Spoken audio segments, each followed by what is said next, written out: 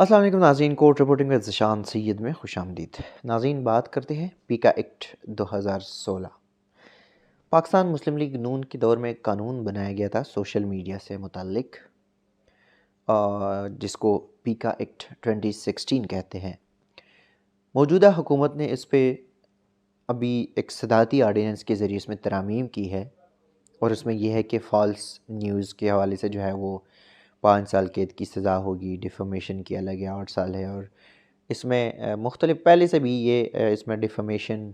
और false reporting या इस तरह की चीज़ें प्रोपेगेंडाज वगैरह के हवाले से है, या इन चीज़ों के हवाले से उसमें ज़िक्र है। तो आज अभी जब इस्लामाबाद के फ़ेडरल गवर्नमेंट ने इस पे वो कर ली, उसमें ऑर्डिनेंस के ज़रिए तरमीम की गई, कुछ सख्तियाँ ले आई, उसके बाद इस्लामाबाद हाई कोर्ट में दरख्वास्तों की भरमार आई। सबसे पहले क्योंकि इस एक्ट के हवाले से, इसी एक्ट के नतीजे में सहाफ़ी मोहसिन बेग को गिरफ़्तार किया गया। साथ साथ Pakistan Federal union of journalist, Bhatt group और राना अज़ीम ग्रुप ने यहाँ पे दरख्वास्ती दायर कर दी। पाकिस्तान पीपल्स पार्टी के रहनुमा फ़रहतुल्लाह बाबर ने यहाँ पे दरख्वास्त दायर कर दी, और यहाँ पे पाकिस्तान मुस्लिम लीग नून, पाकिस्तान पीपल्स पार्टी और पाकिस्तान मुस्लिम लीग नून के मेंबर कौमी असम्बली मोहसिन शाहनवाज़ रांझा ने भी दरख्वास्त दायर कर दी। दरख्वास्तों पे साथ साथ इस्लामाबाद हाई कोर्ट ने अटार्नी जनरल को तलब किया था, और उनसे जो है वो मावनत तलब की थी। गुज़श्ता रोज़ भी अटार्नी जनरल ने अदालत के साथ जो है वो यकीन दहानी कराई थी कि FIA इस पे कोई कार्रवाई नहीं करेगी, और इसके लिए हम मज़ीद जो SOPs है, जो कानून है, उसको ठीक करके पार्लियामेंट के ज़रिए इसको पास करना चाहेंगे। अब गुज़श्ता रोज़ भी समाअत हुई थी, फिर उसके बाद क्योंकि कल पाकिस्तान पीपल्स पार्टी और पाकिस्तान मुस्लिम लीग नून की जानिब से अब पार्टी ने ख़ुद यहाँ पे इनमें दरख्वास्तें दायर की थी। आज पाकिस्तान मुस्लिम लीग नून की दरख्वास्त पे जो है इस्लामाबाद हाई कोर्ट की चीफ़ जस्टिस अतहर मिनल्ला ने समाअत की, और वो दरख्वास्त जो है वो नाकाबिल समाअत करार देकर ख़ारिज कर दी। अदालत ने ये कहा कि जो पिटिशनर है मजलिस शूरा में मौजूद है, यानी कि पार्लियामेंट में मौजूद है, और असल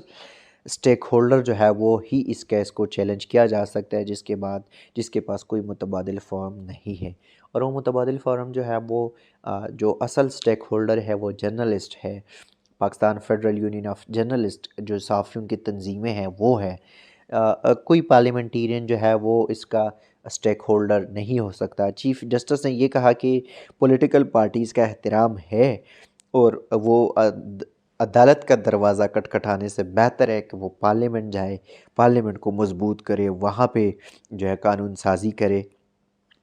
चूँकि अपोज़िशन के पास जो है वो सेनेट में अक्सरियत भी है। मजलिस शूरा जो है, इस पे चीफ़ जस्टिस ने ये भी उनको कहा कि मजलिस शूरा को जो है वो मज़बूत बनाए, ताकतवर बनाए, और जो गैर ज़रूरी दरख्वास्तें हैं ख़ासकर पॉलिटिकल चीज़ों में, उसको बिल्कुल यहाँ पे अदालतों में ना लाए। चूँकि ये जो पॉलिटिकल केसेस है, ये अगर अदालतें इसको एंटरटेन करती है तो अदालतों का वैसे ज़िया होगा, और इनका जो मुतल्लिका फ़ोरम है वो है parliament house, senate of Pakistan है। तो पॉलिटिकल पार्टीज़ जितनी भी है वो गुज़श्ता हुकूमतों में भी अगर रही है, तो आर्डिनेंस हर हुकूमत ने पास की। सबसे ज़्यादा आर्डिनेंसेस जो है वो पाकिस्तान पीपल्स पार्टी के 2008 से 2013 के दौरान जो है वो पास हुई थी। उसके बाद 2013 से 2018 तक के दरमियान जो है तकरीबन 40 तक के जो करीब वो है प्रेसिडेंट ऑर्डिनेंस है वो पास किए गए हैं। और अब मौजूदा हुकूमत जो है वो भी अपनी 3 साढ़े 3 सालों में बहुत सारे ऐसे जो ऑर्डिनेंस है उन्होंने भी पास कर ली यहाँ पे। तो अब चीफ़ जस्टिस ने आज वो दरख्वास्त नाकाबिल समाअत करार देकर यही कहा कि पार्लियामेंट को मजबूत बनाए,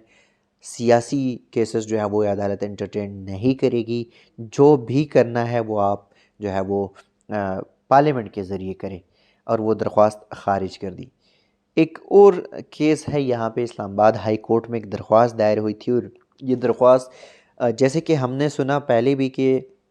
यहाँ पाकिस्तान में लोग जो है वो अगवा होते हैं, जबरी तौर पर गुमशुदा होते हैं, और फिर उनकी बाजियाबी के लिए उनकी जो फैमिलीज़ होती है, जो लवाहिकीन होते हैं, वो दर बदर के ठोकरें खाने पे मजबूर होते हैं। یہ بھی ایک شہری ہے پشاور کے، اور ان کا کہنا ہے کہ لاہور میں دھماکہ ہوا تھا گزشتہ سال، اور اس میں میری 2 بیٹوں کو جو ہے وہ کسی نے اٹھایا، اغوا ہو گئے، وہ لاپتہ ہو گئے، اور تقریباً 8 ماہ بعد جو ہے وہ میرے 2 بیٹے واپس آئے۔ پھر ایک دفعہ ایک دن جو ہے وہ ایس ایچ او آتا ہے پشاور کا، اور وہ مجھے جو ہے متعلقہ تھانے کا ایس ایچ او مجھے آ کے کہتا ہے کہ آپ کا تیسرا بیٹا کدھر ہے، وہ دہشت گرد ہے۔